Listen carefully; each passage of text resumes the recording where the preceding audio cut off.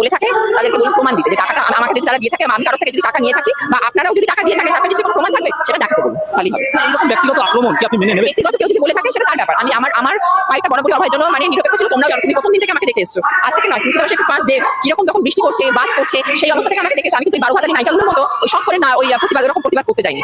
তখন বাজ পড়ছিল রাস্তাতে, তুমি দেখছিলে আমি দাঁড়িয়েছিলাম ওখানে বৃষ্টির মধ্যে ভিজে। সুতরাং আমার অভয় যেন বরাবরই ছিল। আমি চাই বাংলায় আর দ্বিতীয় যেন কোনো অভয় বা তিলোত্তমা বা উমাকেও যেন না হোক, বাংলায় কেন গোটা ভারতবর্ষে কোনো মেয়ের জীবনে যেন এরকম না হোক, এটাই আমি চাইবো। কারণ কখনো আমাদের মানুষের যেন এরকম মানে দিন যেন না দেখতে হয়, কোনো বাংলার মেয়েকে যেন এরকম না দেখতে হয়। কারণে এই অভিযোগ করেছে বলে মনে হয়, আপনি প্রতিবাদ করেছেন তাই সে কারণে। সেটাই ভালো হতে পারে। আমাকে দেখুন, মানুষ তো দেখুন দাগ লাগিয়ে দিতে বেশি টাইম লাগে না। যেমন ওই তন্ময় বাবুকে লাগিয়ে দিল, উনি তো ভালো মানুষ, ওনাকে শুধু শুধু দাগ লাগিয়ে দেওয়া হলো। মানুষকে দাগ লাগিয়ে দিতে টাকা হয়, কিন্তু আমি যদি কারো থেকে 1 টাকা নিয়ে থাকি, তাহলে তার তো নিশ্চয়ই থাকবে মানে রসিদ থাকবে বা কোনো নিশ্চয়ই তারা ফটো তুলে থাকবে সুচিত্রাকে আমরা টাকা দিচ্ছি। সুতরাং যদি থাকে তাদেরকে আমি জোর গলায় বলছি, তাদের যদি এত বড় কথা বলে থাকে যে সুচিত্রা পয়সা নিয়ে আমাদের কাছে কাজ করেছে বাই করেছে, তাহলে আমি তাদেরকে বললাম তাহলে আপনারা প্রমাণ দিয়ে দিন, আমি আপনার টাকা যত টাকা নিয়েছি সব ফেরত দিয়ে দেবো।